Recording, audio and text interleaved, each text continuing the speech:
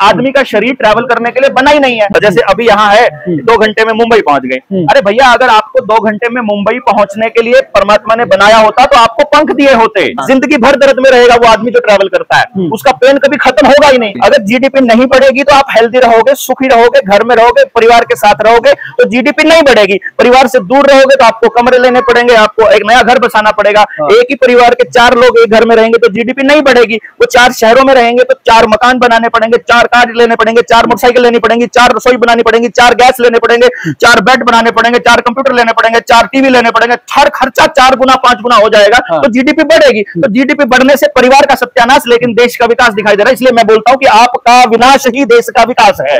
माँ के पास समय नहीं है अपने इंस्टाग्राम और टीवी फेसबुक से, बाप के पास समय नहीं है पैसा कमाने से, ईएमआई भरनी है। माँ बाप एग्जाम्पल के लिए नहीं है तो उसके पास एग्जाम्पल के लिए या तो उसकी आया है, या उसका स्कूल है जो पूरे बिजनेस से चलता है, या टीवी के कार्टून है जिसके अंदर उसको लेस्बियन बनाया जा रहा है, जहां एलजीबीटीक्यू बनाया जा रहा है, उसको गे बनाया जा रहा है। जेब में रुपया लेके घूमते हो, आरबीआई ने हमको लिख के दिया, वो नकली नोट है, सारा नोट नकली है। जितना डिजिट है ये जो आपको ट्रांसफर हो रहे हैं ये सब प्योर फ्रॉड चल रहा है आरबीआई का, बैंकों का, आपको मालूम ही नहीं। और इस पैसे के लिए आप पूरे परिवार को तोड़ रहे हो। पैसे कमाने की मशीन बनाने के लिए, कंपनियों के नौकर बनने के लिए बच्चों को तैयार कर रहे हैं, उससे जीडीपी बढ़ती है। तो बच्चे की शिक्षा, उसकी परवरिश, ये समाज का विषय है। ये किसी प्राइवेट स्कूल का, किसी प्राइवेट कंपनी का, किसी सरकार का या माँ बाप का व्यक्तिगत विषय नहीं है, ये समाज का विषय है। तो समाज के प्रत्येक व्यक्ति को यह समझना पड़ेगा, जब तक पड़ोस का बच्चा सुखी नहीं होगा आपका बच्चा सुखी नहीं रह सकता। या जमीन है उन बड़े बड़े पूंजीपतियां तो इतनी प्यारी लागे बाकाते प्यारी, जमीन ने कुकर से तड़प लिया।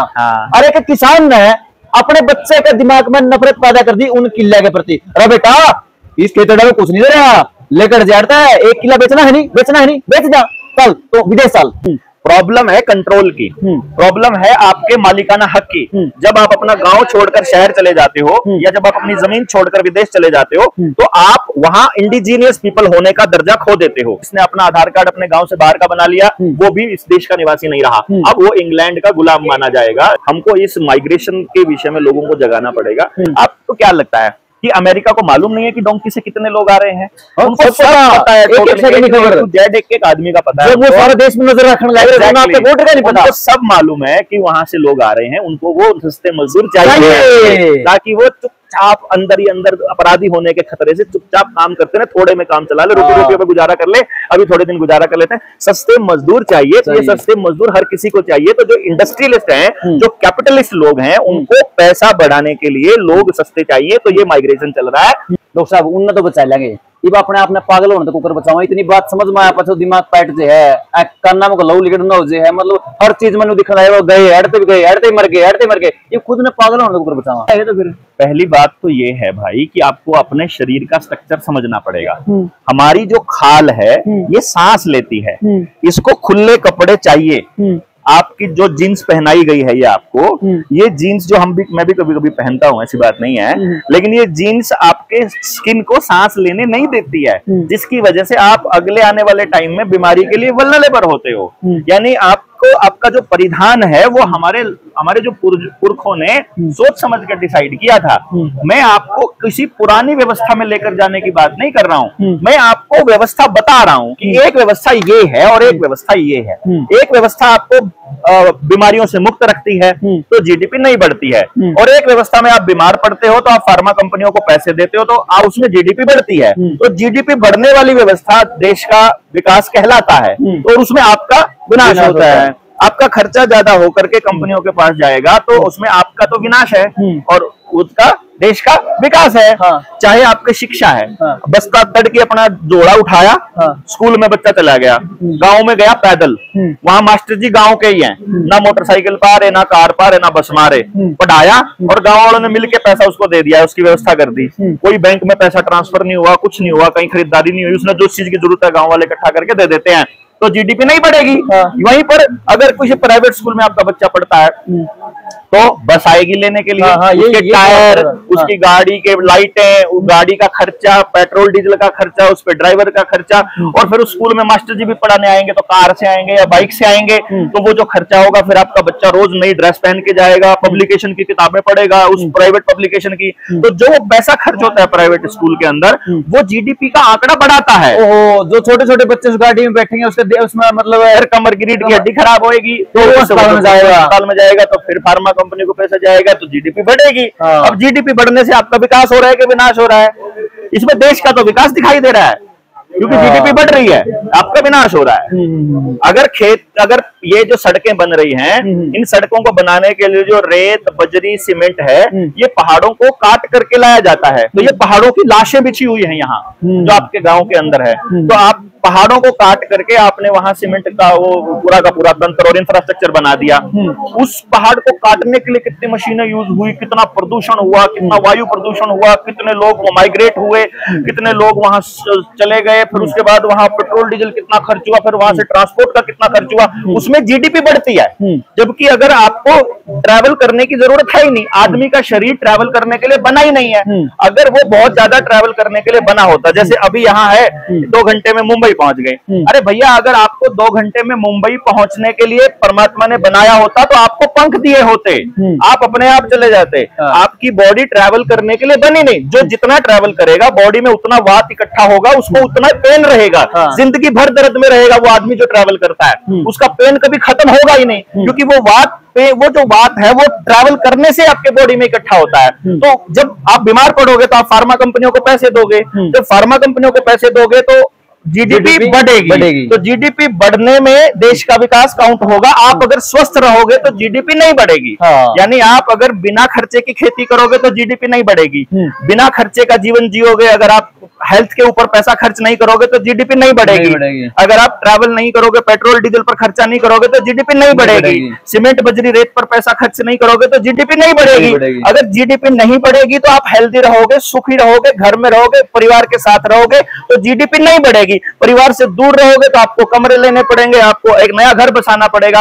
एक ही परिवार के 4 लोग एक घर में रहेंगे तो जीडीपी नहीं बढ़ेगी। वो 4 शहरों में रहेंगे तो 4 मकान बनाने पड़ेंगे, 4 कार लेने पड़ेंगे, 4 मोटरसाइकिल लेनी पड़ेंगी, 4 रसोई बनानी पड़ेगी, 4 गैस लेने पड़ेंगे, 4 बेड बनाने पड़ेंगे, 4 कंप्यूटर लेने पड़ेंगे, 4 टीवी लेने पड़ेंगे। हर खर्चा 4 गुना 5 गुना हो जाएगा तो जीडीपी बढ़ेगी। तो जीडीपी बढ़ने से परिवार का सत्यानाश, लेकिन देश का विकास दिखाई दे रहा है। इसलिए मैं बोलता हूं कि आपका विनाश ही देश का विकास है। इसका मतलब ये उन लोगों के मुंह पे करारा थप्पड़ है जो कि ये समझने लग रहे हैं कि देश आगे जाने लग रहा है। आप देश को पीछे जाने से बचाने लग रहे हैं। हम देश को पीछे जाने से हम कह रहे हैं परिवार को जोड़ना आपकी समृद्धि का संकेत है। आप अगर प्रेम से रहना जानते हो, प्रेम से रहना कौन सिखाएगा? उदाहरण देने के लिए बच्चे के पास कौन है?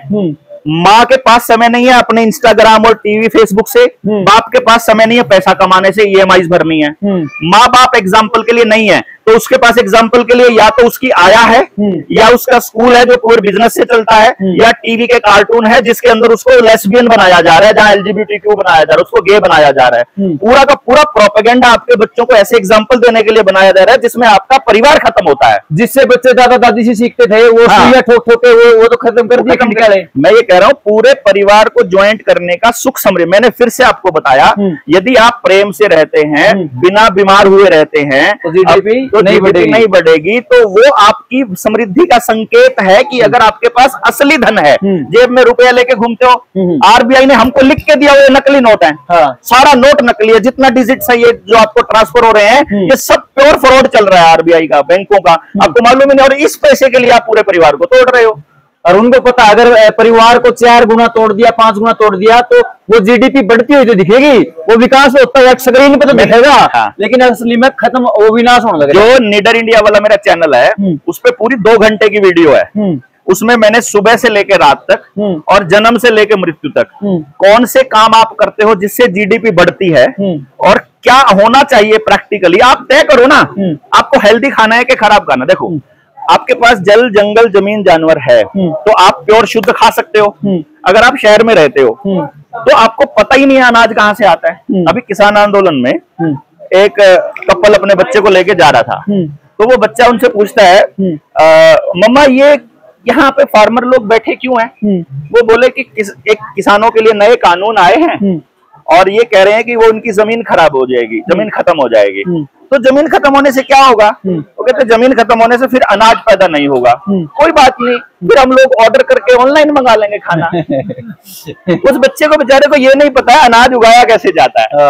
उसने तो जेंटलमैन भी किताब में देखा है, कोट पैंट पहना हुआ आदमी, उसके बाप की फोटो अगर वहां पे किसान की वर्दी में खड़ा कर दिया जाए उसके बाप को, और किसी गुंडे को कोट पैंट पहना के कर दिया जाए, तो नर्सरी का बच्चा, पहली क्लास का बच्चा जेंटलमैन उस कोट पैंट वाले को बोलेगा, चाहे कितना ही बड़ा गुंडा हो, ये पढ़ाई बढ़ा रहे हैं हम अपने बच्चों को। जीवन जीने के लिए तैयार नहीं कर रहे, पैसे कमाने की मशीन बनाने के लिए, कंपनियों के नौकर बनने के लिए बच्चों को तैयार कर रहे हैं, उससे जीडीपी बढ़ती है। तो इस बात के लिए कि बच्चों को किस रास्ते पे भेजना है, किनको प्रिपेयर होना पड़ेगा, माँ बाप को, दादा दादी को, या टीचरों को, या फिर नेताओं को, किनको समझ आनी जरूरी है कि वो मतलब बच्चों को सही दिशा दिखा दे? बच्चे का जीवन, बच्चे की परवरिश माँ बाप के लिए नहीं होती, समाज के लिए होती है। मतलब बच्चा माँ बाप का नहीं होता? माँ बाप का नहीं होता, वो माँ बाप के जरिए धरती पर आया है। हाँ। माँ बाप की जागीर नहीं है। हाँ। वो परमात्मा की एक कृति है। हाँ। उसने माँ बाप को ये सक्षम बनाया कि तुम बच्चे पैदा कर सको। तो बच्चे की शिक्षा, उसकी परवरिश, ये समाज का विषय है। ये किसी प्राइवेट स्कूल का, किसी प्राइवेट कंपनी का, किसी सरकार का या माँ बाप का व्यक्तिगत विषय नहीं है, ये समाज का विषय है। तो समाज के प्रत्येक व्यक्ति को ये समझना पड़ेगा, जब तक पड़ोस का बच्चा सुखी नहीं होगा, आपका बच्चा सुखी नहीं रह सकता। आप अपने बच्चे को 18 साल की उम्र तक अपनी छाती से चिपका के रख सकते हो, 18 के बाद तो आपको शहर बाहर भेजना पड़ेगा ना। बाहर अगर नशा है, अपराध है, गुंडागर्दी है, बर्बादी है, तो आपका बच्चा बर्बाद होगा। अब हॉस्टल में रहने वाले बच्चे, पीजी में रहने वाले बच्चे सारा दिन केवल कबाड़ खाते हैं, कोई प्योर खाना नहीं मिलता, सारा सब कुछ उनको बीमार करने वाला मिल रहा है। तो ये क्यों? क्योंकि किसान बर्बाद हो रहा है, उसे पेस्टिसाइड डालने पड़ते हैं अपने खेत के अंदर। क्योंकि शहर में रहने वाला आदमी किसान के विषय में नहीं सोच रहा, इसलिए किसान अपने अनाज में गंदगी पैदा कर रहा है। उस गंदगी की वजह से आपको जो बिस्किट मिल रहा है, जो नमकीन मिल रही है, जो खाने को मिल रहा है, जितना तेल मिल रहा है, सारा जीएमओ मॉडिफाइड है, वो आपकी संतानों को बर्बाद कर रहा है। तो ये म्यूचुअल अंडरस्टैंडिंग और इकट्ठा रह करके कॉपरेशन का काम है। अच्छा डॉक्टर साहब, आपकी मैं काफी बातें वीडियो में मैंने सुनी है, जिसमें कि आप न्यू बताओ कि या जमीन जिस पर फैक्ट्री लग है, या जमीन जिस पर स्कूल बना है, या जमीन जिस पर फ्लैट बना है, जिसमें हवाई अड्डे बना है, जिस पर रेल चाल, जिस पर बस चाल, जिस पर कंपनी बना है, या जमीन उन बड़े बड़े पूंजीपतियां तो इतनी प्यारी लागे, बाकाते प्यारी, या जमीन ने कुकर से तड़प लिया। अरे एक किसान ने अपने बच्चे के दिमाग में नफरत पैदा कर दी उन किले के प्रति। अरे बेटा, इस खेतड़ा में कुछ नहीं दे रहा, लेकर जाता है, 1 किला बेचना है नहीं, बेचना है नहीं, बेच जा, चल तो विदेश चल, उसका लाद गाल के बैग में कपड़े उसने तोड़ दे, 1-2 किले जितने 4-5 किले बेचने बेच कर है। मतलब किसान ने अपने बच्चे को नफरत कर दी किले के प्रति। किसान के लिए ऐसी व्यवस्था बनाई गई है। देखो, मैंने जितनी भी बातें अभी तक बोली हैं, इसमें व्यक्ति ने कुछ नहीं किया, गांव ने, लोगों ने, समाज ने कुछ नहीं किया।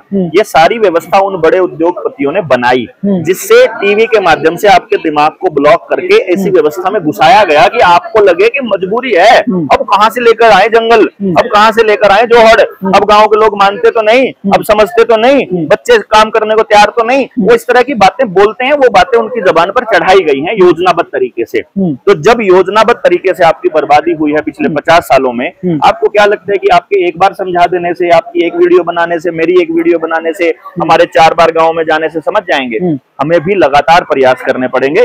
जैसे वो लोग खिलाड़ियों का, नेताओं का, अभिनेताओं का, टेलीविजन का, अखबार का, पोस्टर का, बैनर का, एफएम का और सारे प्रोपेगेंडा इस्तेमाल करते हैं हमारे दिमाग को उस दिशा में सोचने की लिए मजबूर करने के लिए, वैसे ही हमें 360 डिग्री इस बात के ऊपर काम करना पड़ेगा कि हम गांव को असली चीज समझा पाएं और लोगों को सही चीज के लिए मोटिवेट कर सकें। उसके लिए जेएसएम जनता सरकार मोर्चा प्रयास कर रहा है, उसके लिए हमारा प्रयास है। अगर गांव का हर किसान अगर ये कहता चला गया कि भाई बेटा खेती में कुछ नहीं, अगर हर बेटा, किसान का बेटा, आपका बाप ने कहने लगा बापू मैं तो बाहर जाऊंगा, खेत में कुछ नहीं, तो फिर पास से तो फिर कमाऊंगा कौन? मतलब ये जो अनाज कमाने की बात कर रहे हो रफी की नहीं, मतलब ये अनाज करता हो, सारे के सारे मजदूर खत्म हो लेंगे, किसान खत्म हो लेंगे, तो फिर लोग खाओगे। प्रॉब्लम अनाज की नहीं है। अनाज उगाने के लिए इनके पास मशीनें हैं, अनाज उगाने के लिए इनके पास सब कुछ है। वो आपको घर पे बैठे 5 किलो अनाज दे रहे हैं और वो जिंदगी भर आपको दे सकते हैं। प्रॉब्लम है कंट्रोल की, प्रॉब्लम है आपके मालिकाना हक की। जब आप अपना गांव छोड़कर शहर चले जाते हो या जब आप अपनी जमीन छोड़कर विदेश चले जाते हो, तो आप वहां इंडिजीनियस पीपल होने का दर्जा खो देते हो। इंडिजीनियस, हाँ उसमें जीडीपी तो ऑब्वियसली बढ़ेगी बढ़ेगी लेकिन आप अपना मूल निवासी होने का दर्जा खो देते हो और आप एक शरणार्थी बन जाते हो। शहर में रहने वाला एक भी आदमी भारत का निवासी नहीं है। हाँ। और बाहर चला गया जो अपना, जिसने अपना आधार कार्ड अपने गांव से बाहर का बना लिया, वो भी इस देश का निवासी नहीं रहा। अब वो इंग्लैंड का गुलाम माना जाएगा, जिसको ऑलरेडी भारत सरकार बोलती है कि भारत अभी भी गुलाम है। अच्छा, आप इंग्लैंड पे तो आगे, मेरे दिमाग में एक बात हो रही। अच्छा, जो बालक है आपकी घर की परिस्थितियां न देखकर है आपका देश छोड़ गया, डोंकी मार गया, गलत तरीके से उड़ जाएगा, पीआर ले गया, यानी अपना देश ना छोड़ गया रुपया खातर के, मैं मेरे माँ बाप की हालत सुधारूंगा, क्या मतलब ऐसा भी हो सकता है कि मतलब वो दोबारा अपनी उस स्थिति में अपने उल्टे देश लौटा और अपनी उस जगह में आ जाए? नहीं, मुझे नहीं लगता, क्योंकि उनका डॉक्यूमेंट ऑलरेडी बन चुका है। अगर उसका डॉक्यूमेंट बाहर का बन गया है तो अब वो बाहर का शरणार्थी है। अब वो वहां रहते हुए जब उसकी पीढ़ियों को 100 साल हो जाएंगे तो वहां का वो निवासी बनेगा, लेकिन तब भी वो मूल निवासी नहीं कहलाया जाएगा। तब भी यही आएगा कि ये लोग वहां से आए थे। तो अभी इसीलिए विस्थापन कॉन्टिन्यूसली जारी है, इधर से उधर, उधर से इधर, ये कॉन्टिन्यूसली प्रोसेस का हिस्सा है। तो हमको इस माइग्रेशन के विषय में लोगों को जगाना पड़ेगा कि भाई ऐसा कैसे संभव है कि बिहार को यह समझाया जा रहा है कि यहाँ पर रोजगार नहीं है और वो वहां से हरियाणा पंजाब में आ रहे हैं मजदूरों बन गए, लेकिन बिहार की जमीन अडानी को चाहिए जिसके पास पहले से ही 10,000 करोड़ रुपए रोज कमाने का तंत्र बना हुआ है। मतलब इसका मतलब कुछ उस जमीन में कुछ खास है, इसीलिए वहां के लोगों को वहां से स्थापित करके उस जमीन पे कब्जा करना है। फिर यहाँ का व्यक्ति को बोला जा रहा है कि यहाँ रोजगार नहीं है, तो यहाँ का बच्चा डोंकी से या किसी भी तरीके से विदेश जा रहा है, और जहां वो जा रहा है कनाडा में, अमेरिका में, वहां के लोग प्रोटेस्ट कर रहे हैं कि रोजगार हमारे पास भी नहीं है। तो रोजगार उनके पास भी नहीं है जहां हमें रोजगार नजर आ रहा है। हाँ। और रोजगार हमारे पास भी नहीं है जहां से बिहार को रोजगार नजर आ रहा है। असल बात क्या है कि यहाँ के लोगों का लेवल बढ़ गया है, तो उनको अब अपनी कमाई प्रतिदिन की ज्यादा चाहिए, लेकिन बिहार के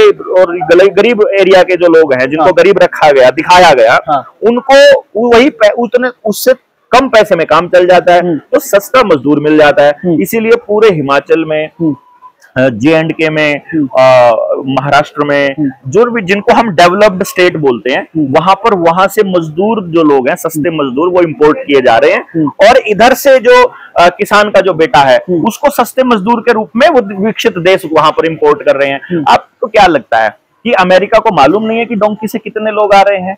उनको सब पता है, एक आदमी का पता है, वो सारे देश में नजर रखने लगे, वोटर का नहीं पता, सब मालूम है कि वहां से लोग आ रहे हैं, उनको वो सस्ते मजदूर चाहिए ताकि वो चुपचाप अंदर ही अंदर अपराधी होने के खतरे से चुपचाप काम करते रहे, थोड़े में काम चला ले, रुपये पे गुजारा कर ले, अभी थोड़े दिन गुजारा कर लेते हैं। सस्ते मजदूर चाहिए, तो ये सस्ते मजदूर हर किसी को चाहिए। तो जो इंडस्ट्रियलिस्ट हैं, जो कैपिटलिस्ट लोग हैं, उनको पैसा बढ़ाने के लिए लोग सस्ते चाहिए, तो ये माइग्रेशन चल रहा है। इस माइग्रेशन को रोकना बड़ा जरूरी है ताकि लोग अपना मालिकाना हक वापस पा सके और जीडीपी के आंकड़े से बाहर निकल के अपने असली विकास को समझे और अपना समाज का और अपने बच्चों के असली भविष्य की तरफ काम करना शुरू करें। अच्छा, ऐसे वो कौन कौन से बिंदु हैं डॉक्टर साहब, जैसे कि आपने समस्या पर नजर डाल ली कि ये समस्या ये है, ये है, ये है, जिससे कि मतलब समाज में नफरत फैल गई, बाबू बेटा का मतलब पति पत्नी के सारा मतलब रिश्ते खराब हो लिए, तो ऐसा वो क्या काम करे जाओ समाज में रह कर, जिससे कि मतलब आपस में भाईचारा बने, प्यार प्रेम लोग बने, समाज उल्टा जुड़ता रहे। अपनी धरती के खिलाफ जितना जहर घोल दिया, यानी धरती से जितनी नफरत अपने युवाओं ने होगी, उल्टा उस धरती से प्यार हो जाए, फसल से प्यार हो जाए, उन पेड़ पौधे तो, उन पक्षियां तो, उस गाय तय जानवर वापिस प्यार हो जाए। 2 लाइनों में इसका समाधान है। 2 लाइनों में जो भी ये 2 लाइनें पूरी करने के लिए आपको करना पड़े वही कर दो। उसके लिए गांव इकट्ठा होकर के डीसी धमकाना पड़ो, पुलिस को गांव से बाहर करना पड़ो, आपने माफी मांगनी पड़ो, आपने हाथ जोड़ने पड़ो, आपने मतलब अपने आप को थोड़े दिन के लिए सरेंडर करना पड़े, आपको फिर से आदमियों को हाथ जोड़ करके ले आओ, ईमानदार आदमियों को जगह देनी पड़े, चाहे कुछ भी करना पड़े 2 लाइन पूरी करने के लिए। क्या? जल, जंगल, जमीन और जानवर। जल, जंगल, जमीन और जानवर, हाँ, 4 चीज। हाँ, ये 4 चीजों का फैसला गांव करे।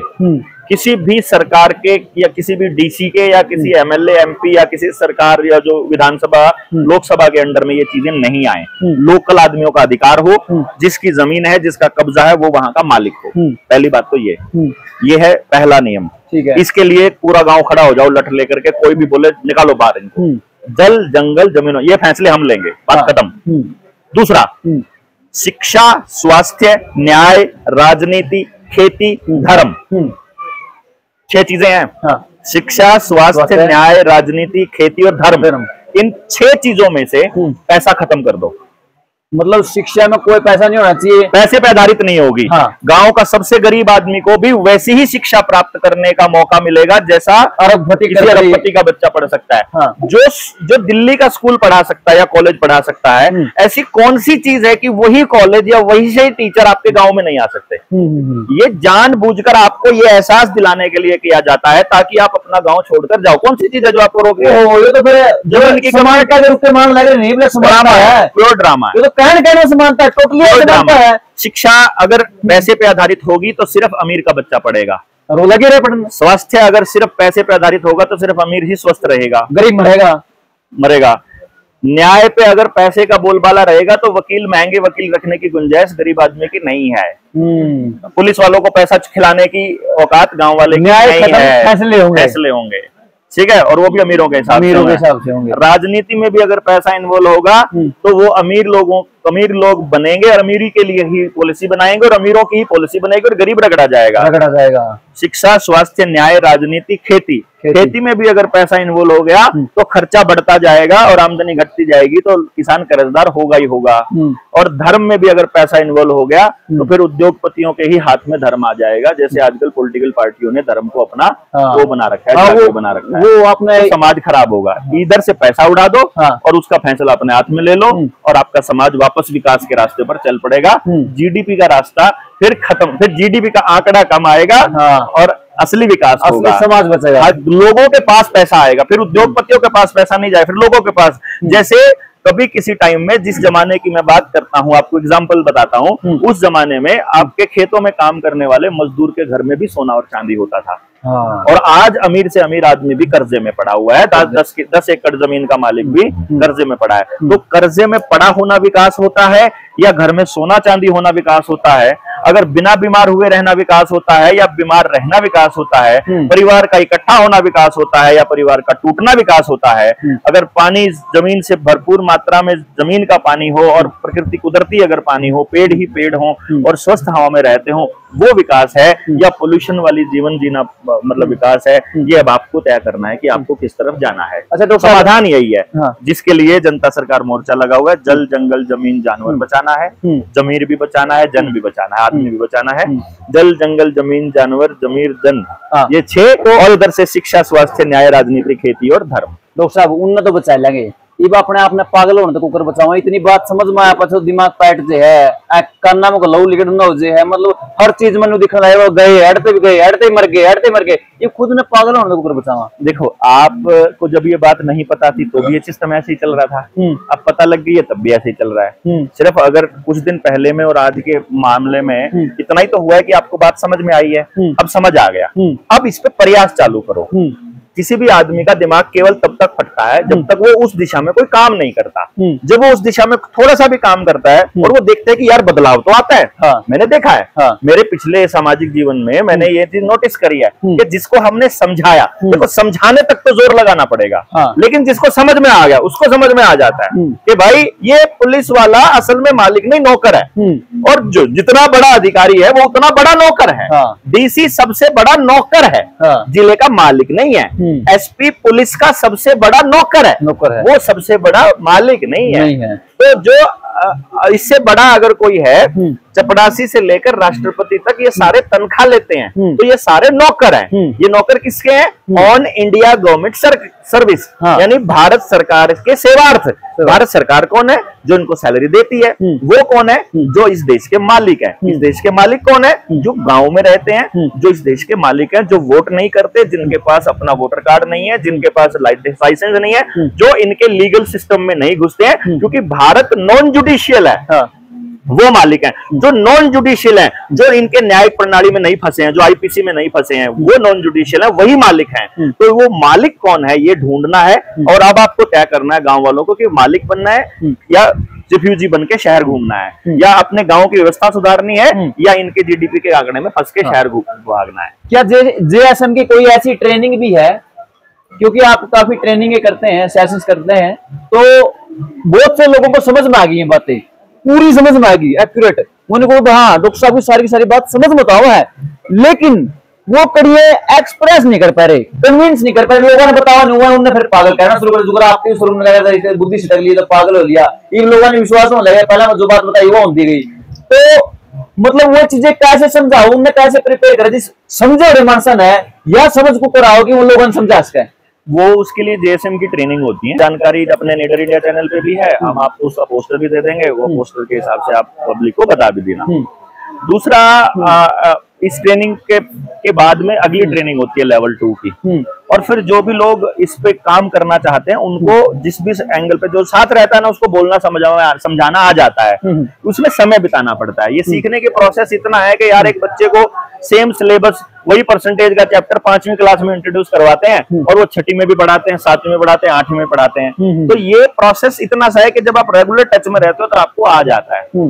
हाँ, बाकी जेएसएम की ट्रेनिंग हम लोग करते ही रहते हैं, 40 ट्रेनिंग हो गई है। इसके अलावा समय समय पर हम लोग इस पे काम करते रहते हैं और हम एक दूसरे से मिलकर करते रहते हैं। बस आप इस पे लगे रहिए।